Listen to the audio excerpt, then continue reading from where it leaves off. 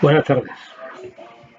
¿Es realmente Jaén parte de la España vaciada?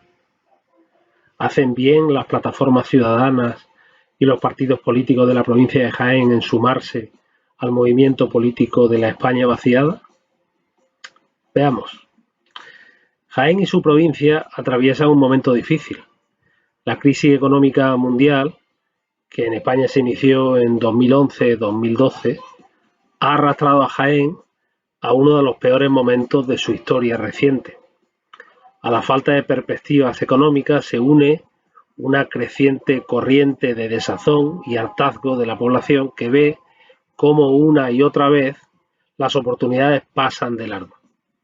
La ciudadanía constata cómo los políticos de la provincia tienen sus lealtades claramente fijadas en los partidos a los que pertenecen antes que en la tierra que representan y en los ciudadanos que los han votado. En este sentido, la confianza de los jiennenses en el sistema de partidos y en la política en general empieza a resquebrajarse.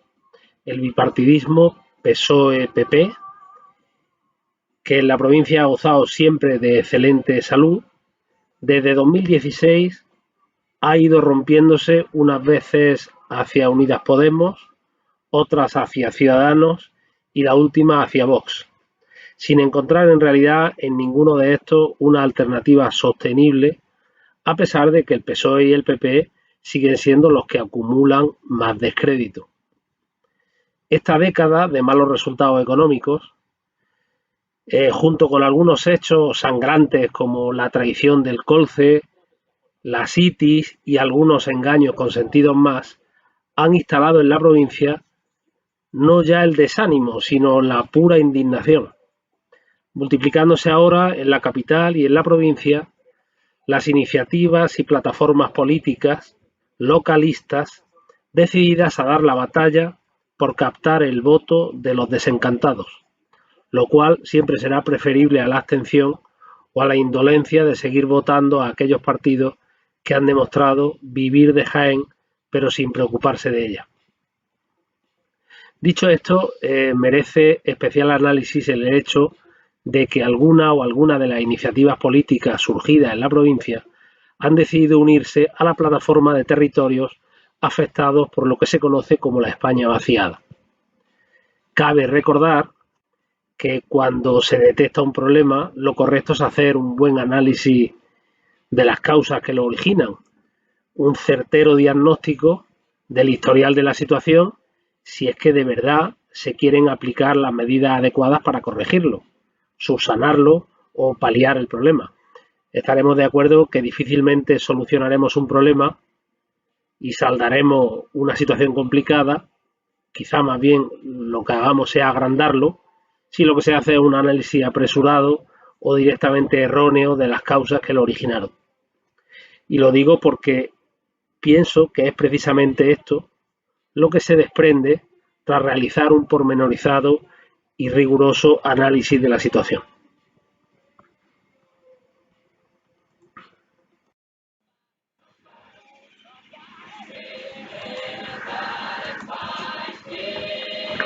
Bueno, la realidad es que el término España vaciada o España vacía es utilizado en geografía económica para referirse a aquellas zonas o comarcas de España que sufrieron el llamado éxodo rural, una emigración masiva del campo a la ciudad que se produjo principalmente entre 1950 y 1970 o 75.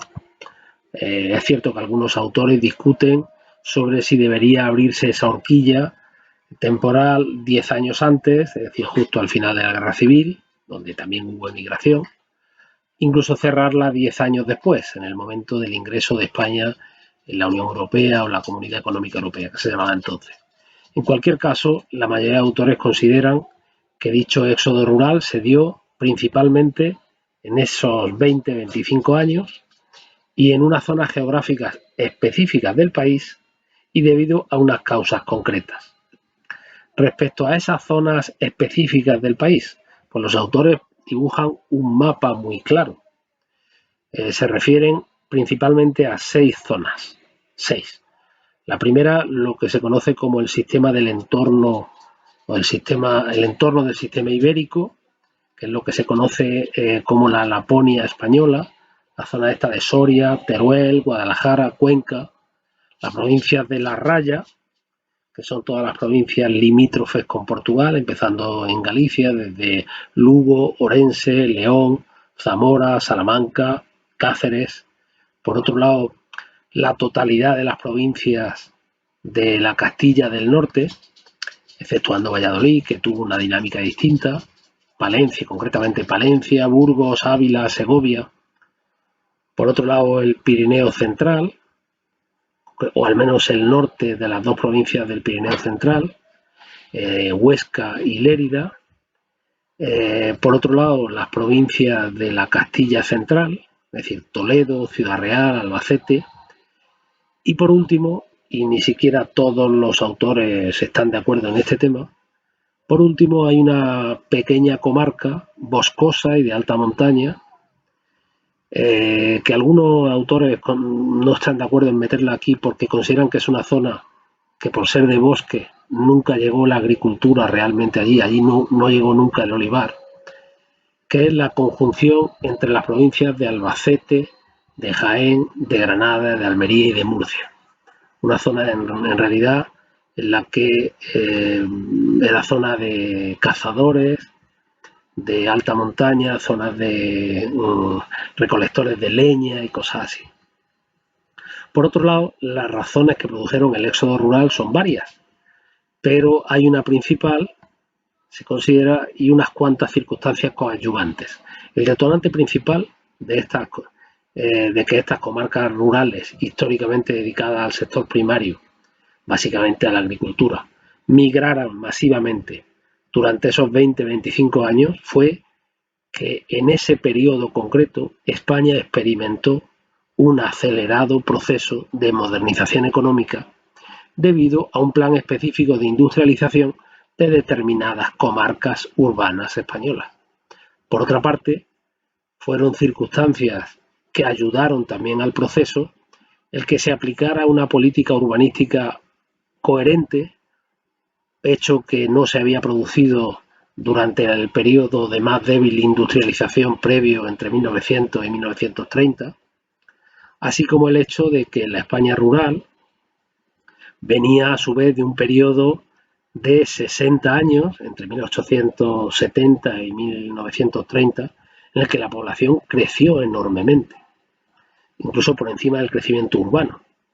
Y eso suponía entonces un excedente humano que de alguna manera tenía que encontrar salida.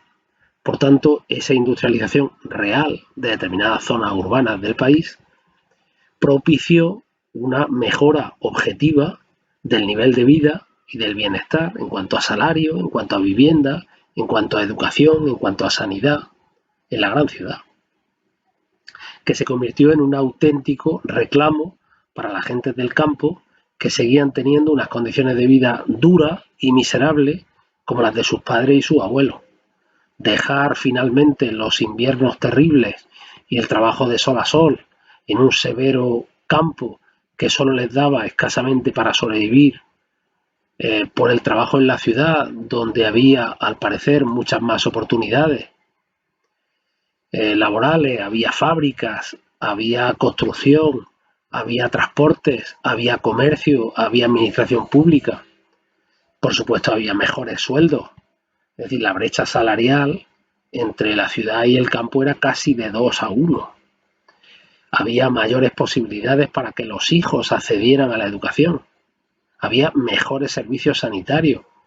Incluso, y esto es muy interesante, había mayores posibilidades de acceso al mundo laboral para la mujer, y que así ésta pudiera salir a abandonar finalmente el rol de sierva sometida al varón, de ama de casa, de paridora y criadora de hijos que secularmente había tenido la mujer en las zonas rurales.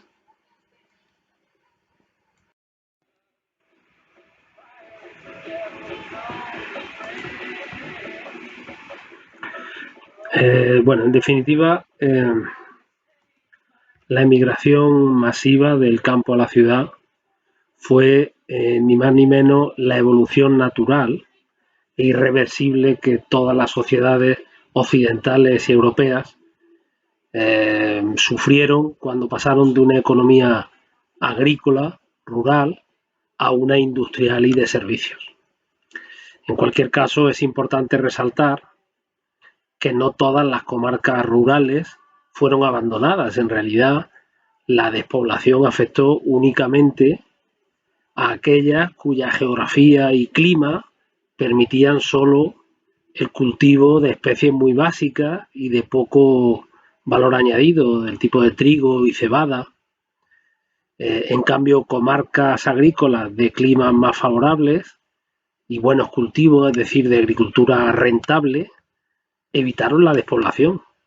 Comarcas de huerta como Murcia, como Navarra, como Badajoz, en el Guadiana, zonas de vid como La Rioja o Jerez, o zonas de algodón o girasol como el Valle del Guadalquivir en Sevilla o Córdoba, o zonas de arrozal y frutales como Sevilla, Valencia o Tarragona, o zonas de olivar como Córdoba y Jaén, pues siguieron ofreciendo un modo de vida digno y rentable que permitió, sin ninguna duda, fidelizar a la gente en los pueblos. Y en esta zona hubo éxodo rural, pero en modo alguno masivo, como el descrito en las zonas principalmente castellanas. Por tanto, debe quedar claro el criterio de los expertos, aquí resumido, en cuanto a que la provincia de Jaén no puede ser considerada de ninguna manera parte de la España vaciada. Cabe entonces preguntarse a qué se debe pues, esta falta de rigor de algunos políticos locales de querer meter a Jaén en este saco.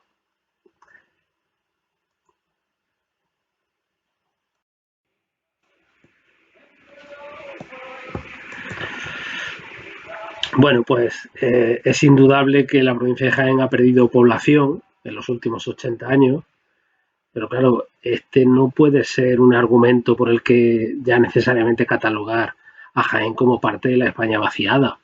Concretamente, Jaén ha perdido población en los dos siguientes periodos, si es que nos circunscribimos a estos 80 años en los que ellos se refieren. El primero perdió población entre 1940 y 1960, en el que es cierto, perdió algo más de 100.000 habitantes, pero aquello fue un éxodo mixto, tanto rural como urbano, y en realidad relacionado con cuestiones políticas. Era la España de la posguerra, en la que además Jaén había quedado en la zona republicana y habían ganado los nacionales de Franco, y hubo una cierta represión, y hubo mucha gente que tuvo que emigrar, pero en ningún caso llegó a originar situaciones de despoblación casi total como el de las comarcas castellanas. Y en segundo, el segundo periodo de migración es mucho más reciente. Se produjo entre 1912, entre 2012 y 2020, 2021, en el que se ha llegado a perder otros 60.000 habitantes y debido preferentemente a la crisis económica global antes comentada y que llevó a perder población en realidad hasta en otras 30 provincias españolas. Es decir, no ha sido un fenómeno ni siquiera exclusivo de la España vaciada, sino de prácticamente 2/3 de la geografía española. Y además un fenómeno que atañe tanto a zonas urbanas como rurales, incluso un poco más a las urbanas que a las rurales. Quizá convendría entonces recordar, por mor del rigor, que por el contrario, precisamente entre los periodos de 1962 hasta 1973 y luego de 1998 a 2011, Jaén experimentó un más que significativo aumento de población y de nivel de renta. Por tanto, esta circunstancia tan cambiante se debe al hecho de que la provincia de Jaén es excesivamente sensible a la coyuntura económica global. Esto es, en periodos de bonanza económica, a Jaén le va bien económicamente y su población crece, mientras que en periodos de recesión la provincia se resiente mucho, incluso mucho más que otras, y la población decrece más que en otras. La razón es un problema de diversificación de la economía y de los sectores productivos. Por suerte, Jaén cuenta con un maravilloso recurso natural, su olivar, que es fuente de riqueza, pero a la vez la economía de Jaén depende demasiado del aceite de oliva. Hasta principios de los 90, la provincia contaba con mucha más industria que ahora.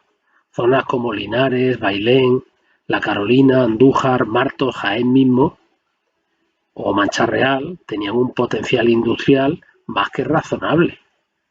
Por desgracia, la pésima gestión llevada a cabo por los gobiernos socialistas, tanto nacionales como autonómicos, y por supuesto de la Diputación desde 1982 hasta 1996, más o menos, acabaron por descapitalizar industrialmente la provincia. Primero con la excusa de la reconversión industrial exigida por Europa para el ingreso de España en la Unión Europea, y después por la aplicación masiva de interesados, digamos, ERES y cierres a empresas ante el menor problema de la viabilidad y la competitividad. En definitiva, el PSOE, por desgracia, nunca comprendió la importancia de crear y mantener un tejido productivo empresarial robusto con el que reducir el paro, con el que fijar la población y hacer a Jaén menos dependiente de los vaivenes de la economía. Se ocupó siempre más de servir a los dictados de la cúpula de su partido y, ¿por qué no reconocerlo?, de crear redes clientelares de empleados públicos y subsidiados y de financiar de manera dudosa, vamos a dejarlo en dudosamente legal, su propio partido. Y a las pruebas judiciales me remito.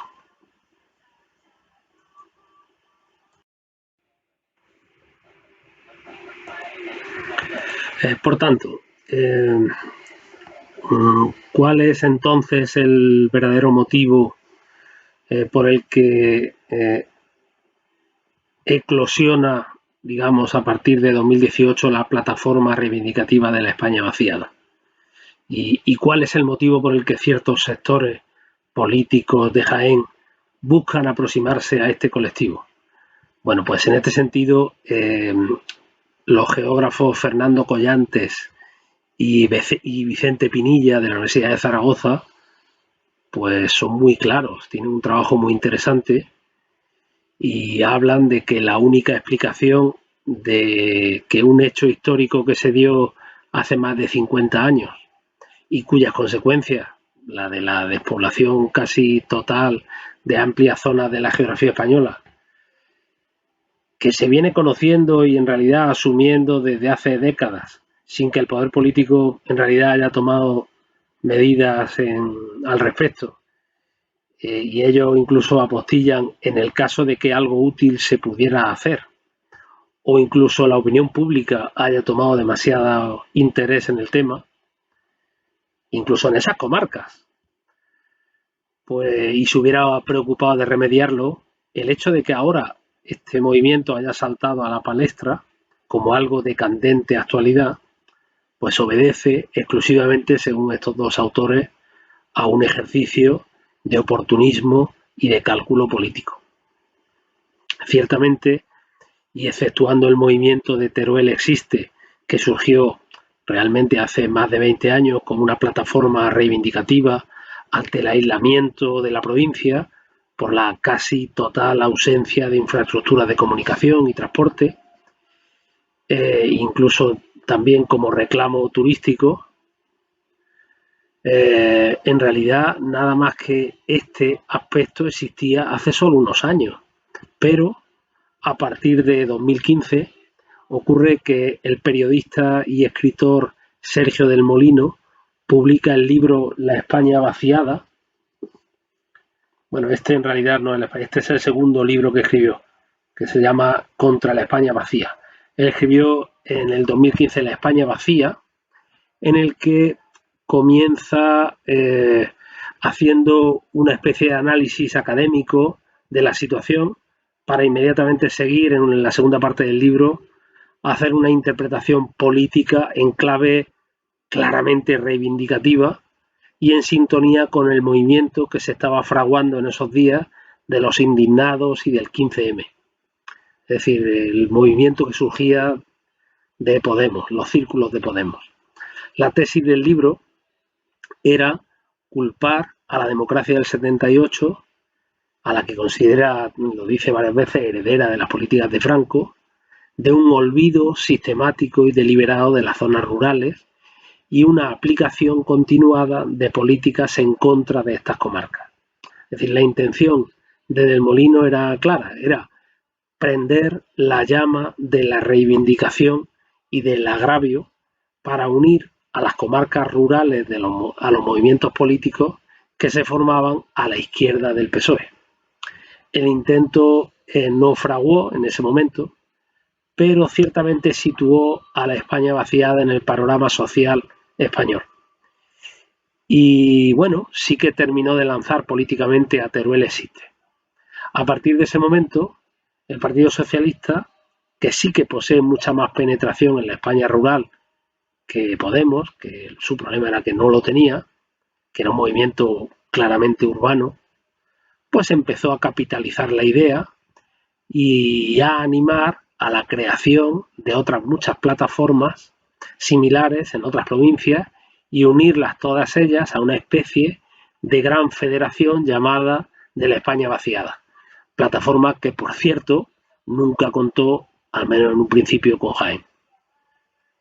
Estos autores, estos geógrafos aragoneses, Collantes y Pinilla, son muy críticos con la utilidad de todas estas iniciativas, puesto que le atribuyen el error conceptual de interpretar mal la historia de la despoblación rural española para así llegar a una especie, a una suerte mágica de solución política del problema, ¿no?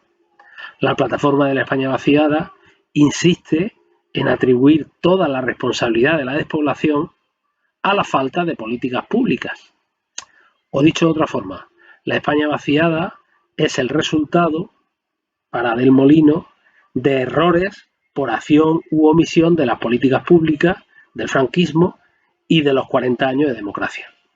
Claro, este simplismo maniqueo de atribuir siempre una especie de mano negra que favorece a otros y perjudica a los míos, tan propia del victimismo de los nacionalismos populistas, pues es algo altamente pernicioso y que desde luego no tiene nada de científico ni de rigor histórico.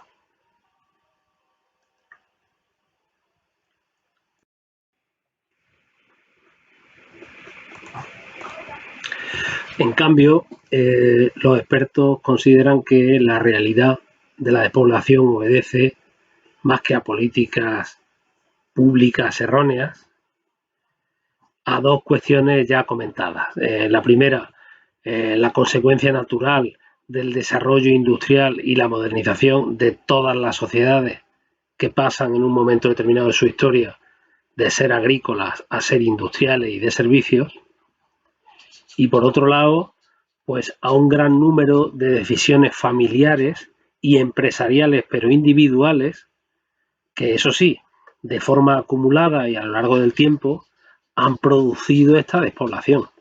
Es decir, a nivel individual o familiar, en esa época, como en casi todas, la emigración del campo a la ciudad se entendió como una inversión de futuro, pensando sobre todo en el bienestar de los hijos, más que en el bienestar de la propia generación que emigraba, asumiendo que esa generación que emigraba en realidad iba a pagar un coste humano muy grande, pero con este ejercicio de generosidad le legaban a la siguiente generación muchas más oportunidades de progreso de las que ellos mismos tuvieron. Entonces, otros autores relevantes como Andrés Rodríguez Pose consideran en realidad que el caso español no es nada o prácticamente nada diferente del éxodo rural que vivieron el resto de países de nuestro entorno, países como Francia, Gran Bretaña, Italia o Alemania. Quizá eso sí lo iniciaron en otro momento y fue un proceso más prolongado en el tiempo, lo cual le permitió medidas de ajuste, pero la situación fue algo similar. Rodríguez Pons insiste en la idea de que no es cuestión de hacer más, sino en todo caso de hacer mejores políticas públicas. Habla de reinventarse y de buscar nuevos modelos productivos que se adapten a las peculiaridades de las comarcas de la España vaciada y sobre todo no empeñarse en imponer políticas públicas en contra de los tiempos y del sentido común o del deseo individual de progreso de las personas. Pero vamos un poco más allá. Vamos a hacer de abogados del diablo y vamos a darle crédito a las opiniones, ya digo, no académicas, eso dejémoslo claro, pero vamos a darle crédito a las opiniones de los abonados al victimismo, ¿no? Estos que creen que todo se debe a las malas políticas públicas. Veamos.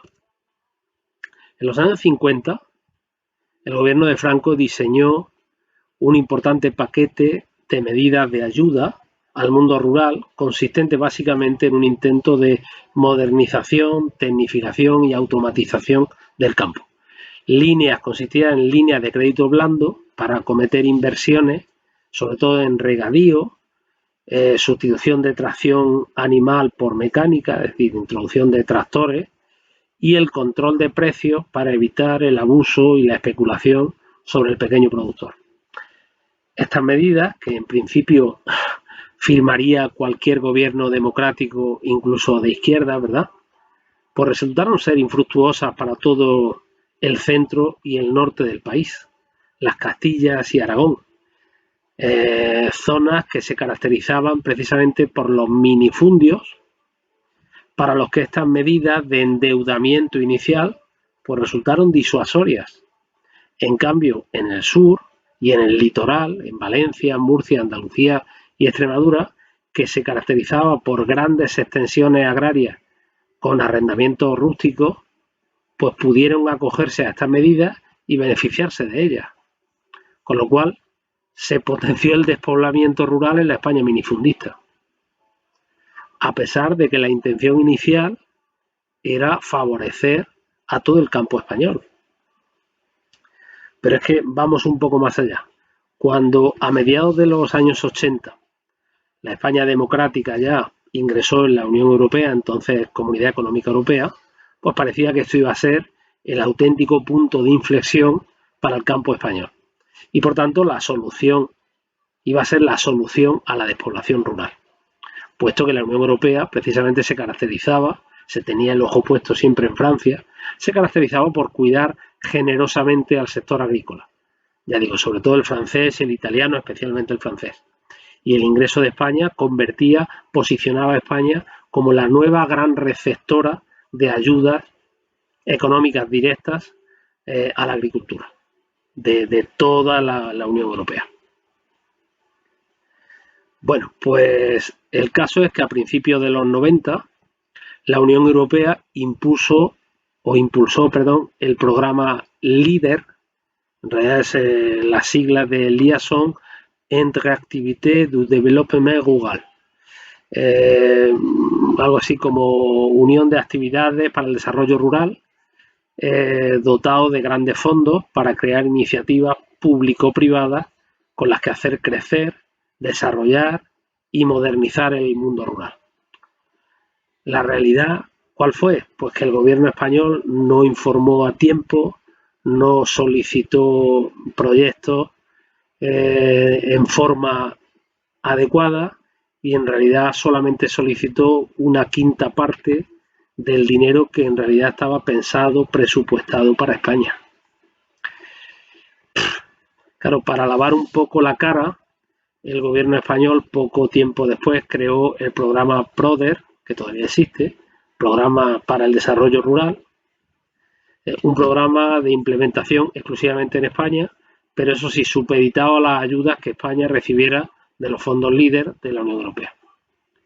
Claro, por exigencia, por tanto, de la Unión Europea, el programa se extendió a un número mayor de comarcas agrícolas y, de nuevo, las zonas, regiones y explotaciones más favorecidas pues volvieron a ser las que tenían una agricultura más rentable, intensiva y latifundista, con los que, de nuevo, las zonas rurales de la España vaciada quedaron al margen. Claro, no obstante, a partir de los años 90, la agricultura en España ya había cambiado notablemente, se había modernizado, se trabajaba con estándares industriales y la productividad había aumentado por un factor de hasta 9 veces respecto a la que existía en España en los años 50. Además, en estas comarcas rurales, incluso las de la España vaciada, la economía pues se había diversificado, con lo que ya la despoblación cesó casi por completo. Lo cual no quiere decir que la brecha campo-ciudad no siguiera siendo importante.